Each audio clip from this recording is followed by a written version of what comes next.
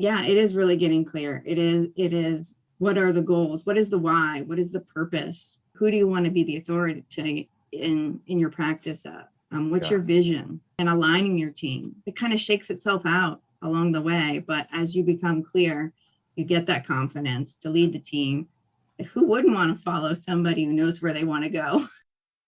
You're busy, you've got a decent practice, but nobody wants to be decent. You want to be great, and you want to have a great practice. So how did the most productive, profitable dentist in the nation balance real life, work, and profits, and somehow make it all seem fun? Well, it comes down to simple, everyday practices. So grab a lunch, join us as we chat with top clinicians and influencers to discover their formula for uncommon success. Are you ready? Then it's time to explore everyday practices. Good day, Reagan Robertson here, co-host of Everyday Practices. Today, we dive into the second part of our interview with business strategist Christine Uhen and success advisor Stacy Deemer. Last week, we talked about the power of harnessing a strategic business plan and how working the plan supports your effort in building a valuable business. As a small business owner, it's all too common to be swallowed up in the day-to-day and lose sight of the bigger picture. That's why today we're sharing proven methods to make sure your plan is implemented well. And the great news is all the support you need is right around you when you know where to look. So let's dig into how you can leverage your team, surround yourselves with trusted advisors, and how to build redundancy in to ensure success. Let's get started. Wow. Stacy, listening to what Christine said brought up some interesting thought bubbles in my head. And one of them is being what I hear constantly from many small business owners is being stuck in the day-to-day. The topics that were just covered right here with comprehensive diagnosis and doing the SMART goals and is that something that you would define when you meet doctors initially? Are most of them like that? Did they consider that part of the day-to-day, being sure to diagnose differently? Or where do they, when they get to you, where are they at? When they get to me, they're in a chaotic mindset. Yeah. So it's really bringing clarity and deciding, okay, let them talk, let them discover, let's ask the questions, let's get to the symptoms, let's get to their why, let's see where they want to go. And as they become more clear and a little less chaotic, then we can start having those deeper conversations. But oftentimes, like I said, when there's chaos, you don't know where to begin because you do have all those spinning plates. And so as we start uncovering those layers and you become more clear, the doors to what is possible really does open up. And that is a beautiful thing because now we're starting to balance what their goals are. Not only we're looking at their profits, but we're looking at the people, the team that surrounds them, the patients that are coming in, making sure they're having a fantastic experience. What is their purpose and are they in their passion? And once we put all of those things into balance and we start talking about those goals, it really gives a different path of clarity to know where to start.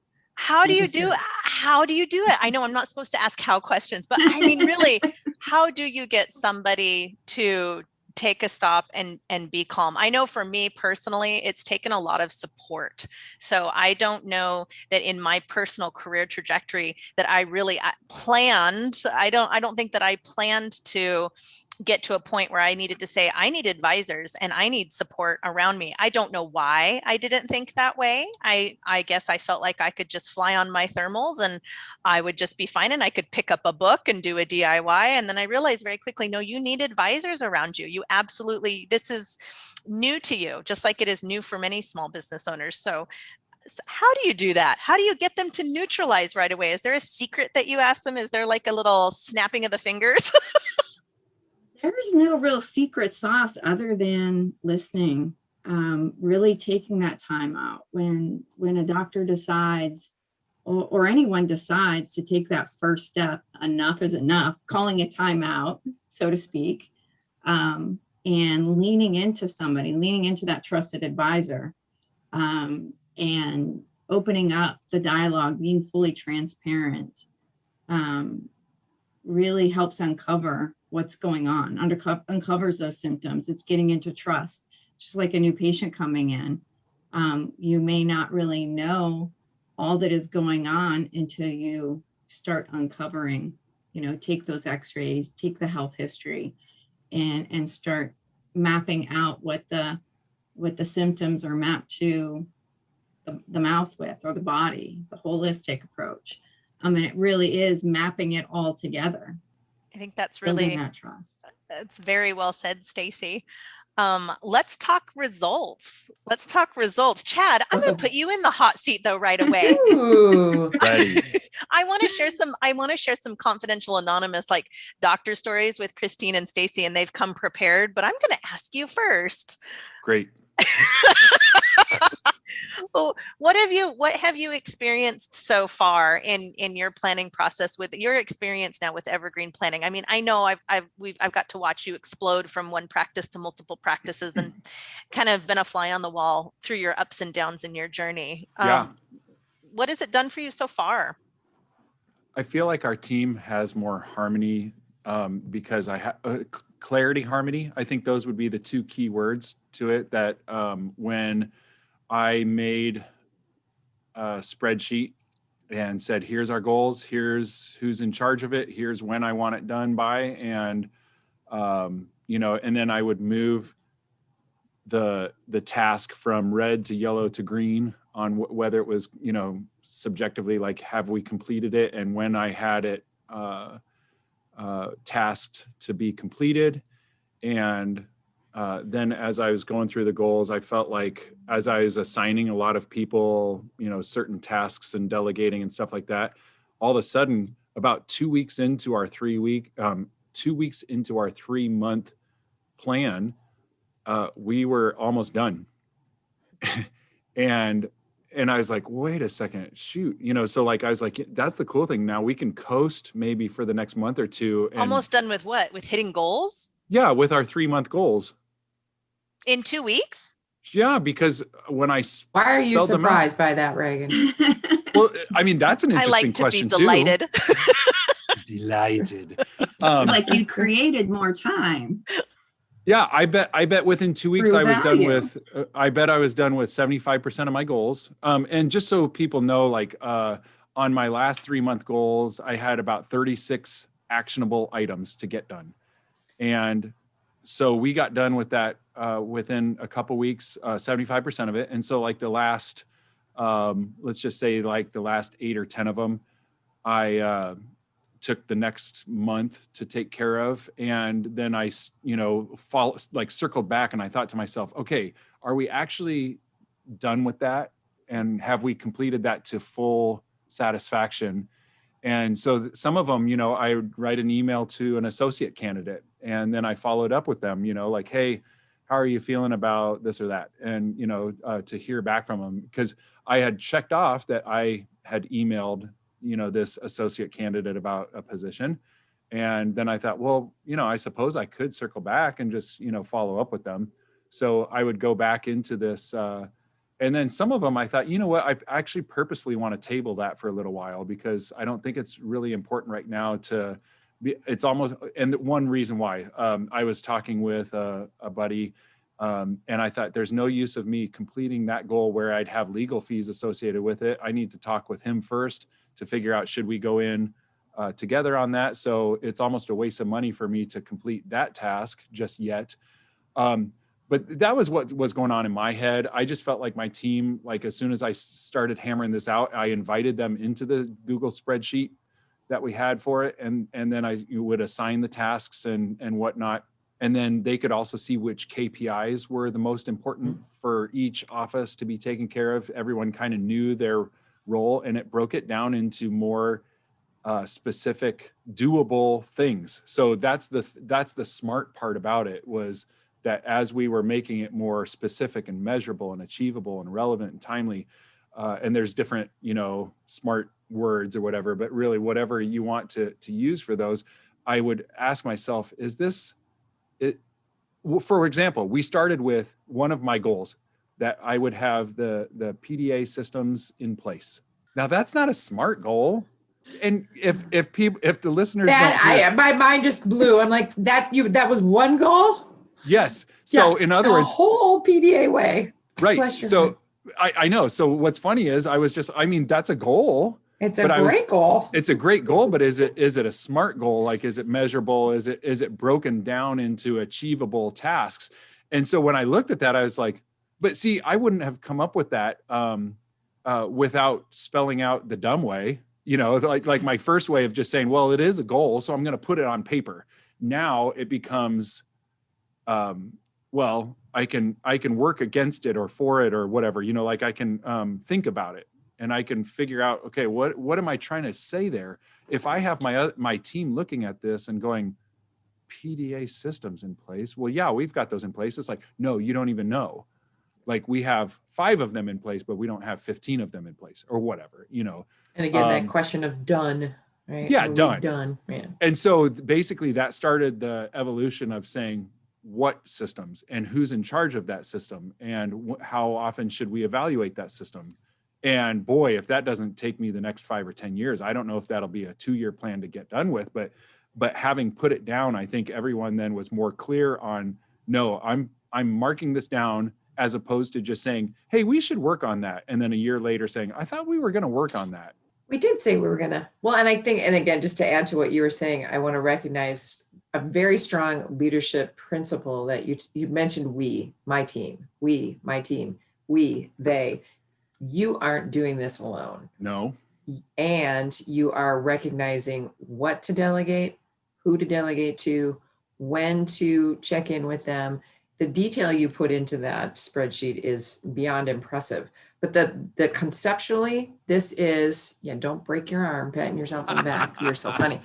But conceptually, that is a really strong message that this is, and I think that's important for dentists to think about too. As Stacy has said, they wear so many hats, and they are so many things. They're CEO, CMO, CFO, COO, dentist, therapist, and on the side, I might be a husband, dad, son, uncle, all of that stuff. So female side to that too. But just the understanding that they don't have to do it alone. So from a leadership perspective, recognizing the value of your team, empowering your team, giving them the details and then the tools and support to get there, which accomplishes the whole office's goal.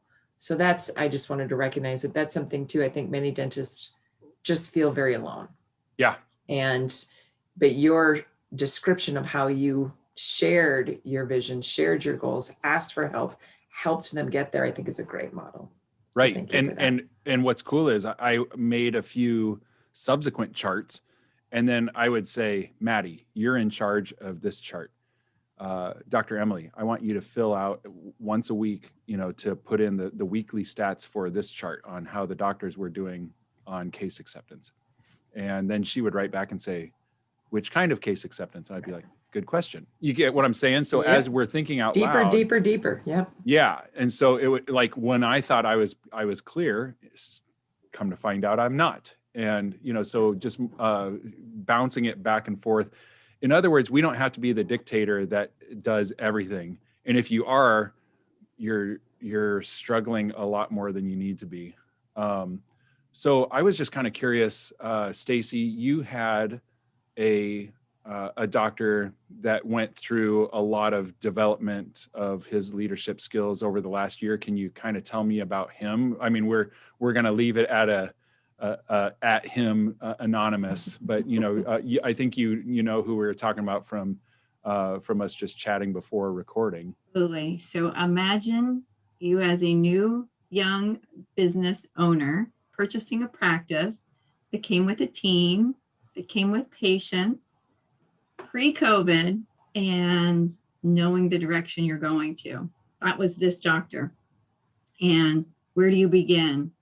And then fast forward a little bit, COVID hits, offices shut down. You're a new business owner. You have a new team and you have patients. Where do we begin?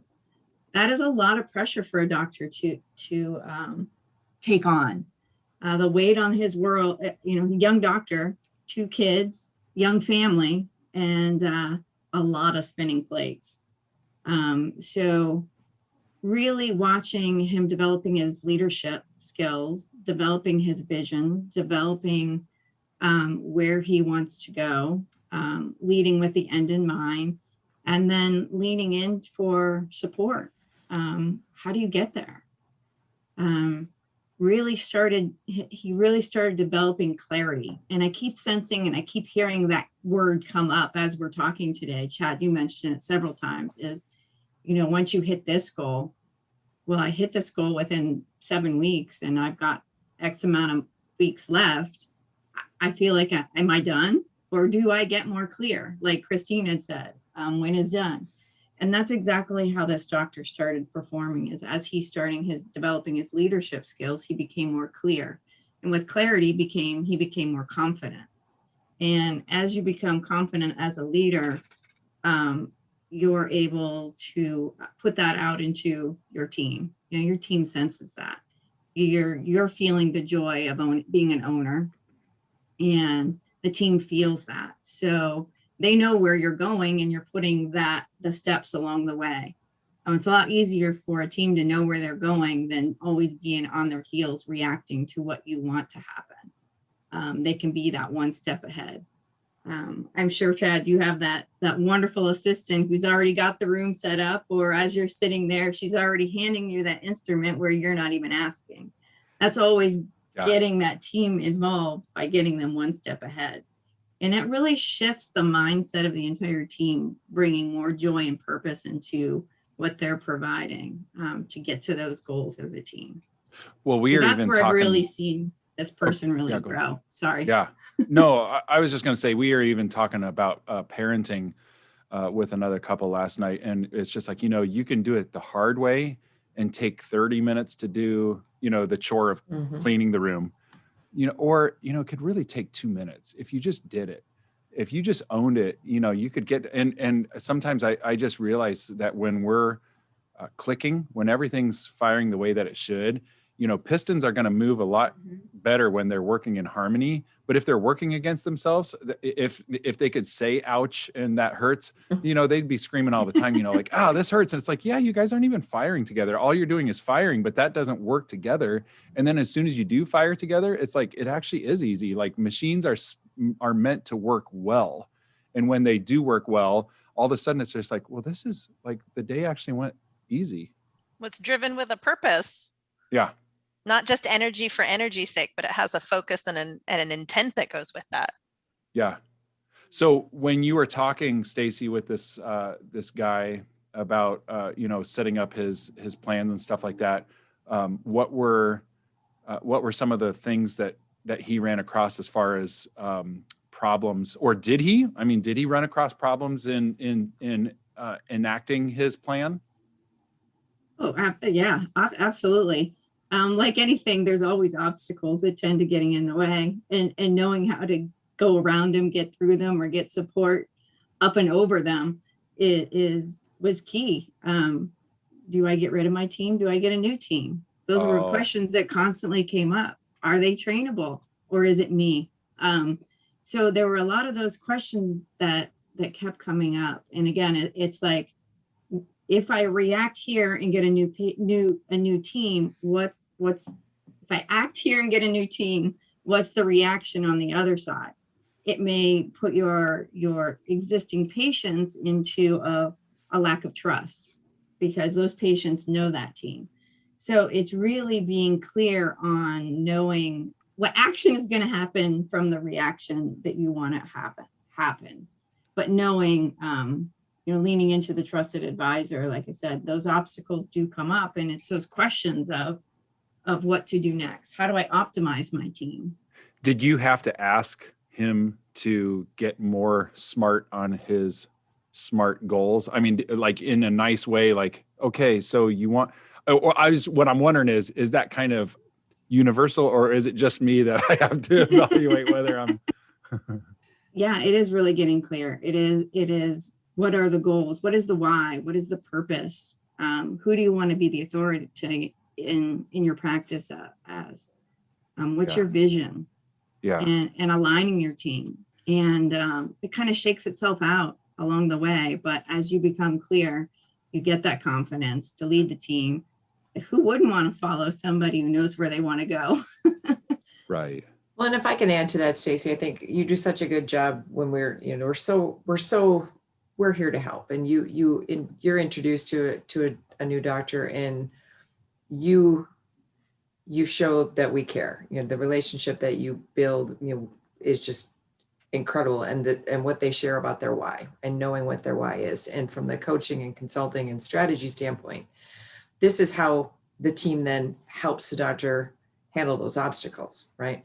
We revisit that why. We revisit the impact that they want to have, and how, as you say, their steps and their actions, their intent is what drives their whys, and the impact that their actions have is where it can cause and trigger those reactions. So when we keep the doctor refocused on their whys, when they do have questions or challenges, or does this help you get where you want to go? That's the question, to get them how does this contribute to your why, your purpose, your goal?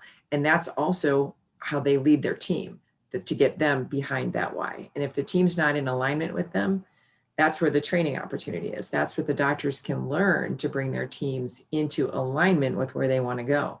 And it becomes very clear when team is or isn't in alignment. And it's an easy obstacle to overcome if they want to be in alignment. And then if they don't, it's an easier way to say, I think you can find somewhere else to be happy, right? So doctors' leadership skills often are it's not simple. It's simple, but not easy to get the team in alignment. So that measurement of alignment with the team.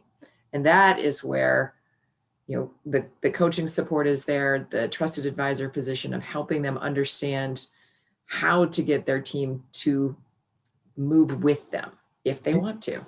I'd like to point out too, that I think as a doctor owner, I've fallen in and out of harmony with teams by, I think that I'll stop and refocus and say, okay, I'm not communicating well with my team. I'm going to be more intentional about communicating with my team. Here I go. And then I finally get them to communicate, and I'm communicating, meaning that, they're listening, I'm speaking, they're speaking back, and I'm listening. That we've got this full communication going both ways. Now we're in harmony together. It's like, all right, there's joy going on. And then I'm like, all right, we're in harmony. Let's work.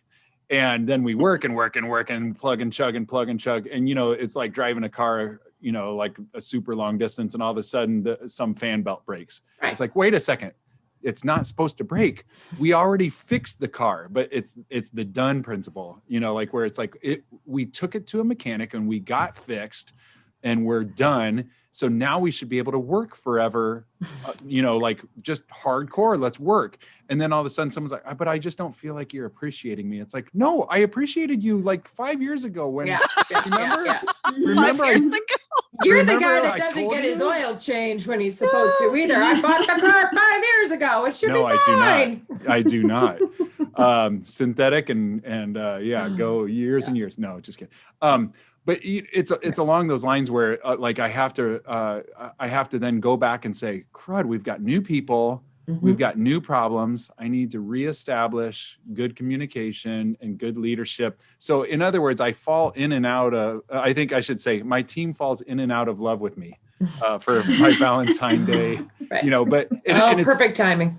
Yeah. And it's maybe some of their fault, but it's for sure my fault. Like I don't care about the blame. It's just, we start, one of the ends to it is that we're working on, firing on all cylinders. So when we finally get there as the doctor owner, it's like, great, let's start driving, and we're going to, we've got to make up time. And so we're going to speed up, and, and then you start speeding up to make up time and, for your destination. And you have to remember, wait a second, it's not just about the destination. It's about the, getting there. The journey. And the wear and tear. Think about that too. Think about your high performance Formula One race cars. How often do they get checked? Where my mind was right. going. I mean, my regular old, CX-5 gets its oil changed every, 5,000 miles, but like clockwork, I want to say. But then also to those high performance vehicles. I mean, they go around the track a few times and they got to get checked. They rev at such a high speed. Those lug nuts, I'm not even sure what they're called, but things need to get tightened. Lug nuts? Stuff Mug nuts. comes loose, right? I'm so clearly not a mechanic. But Lug nugs. I like lug that. nugs, but you get my point. I That do. the higher performance we go, the Absolutely. higher revving, the exquisite machinery that you guys create in a dental practice, that just where everything comes together and is revving at high speeds, that needs attention. Let's take that, so those race cars come in multiple times per race changing tires. How many times have you changed tires multiple times a day? Never. And you shouldn't. I mean, you're not performing at the same level and you're not going the same distance. So it's not just a quality, it's a quantity issue. But we should be, if we want to be high performance, then I suppose we should have high performance maintenance for our team as well. And high performance service to our team. And I'm not talking about like customer service. I'm talking about, like, are we serving our team to have them be the best that they can be for a high performance outcome? Right. Exactly. So it's the investment back into what's got you where you're going, right? Your team is a huge investment in your business.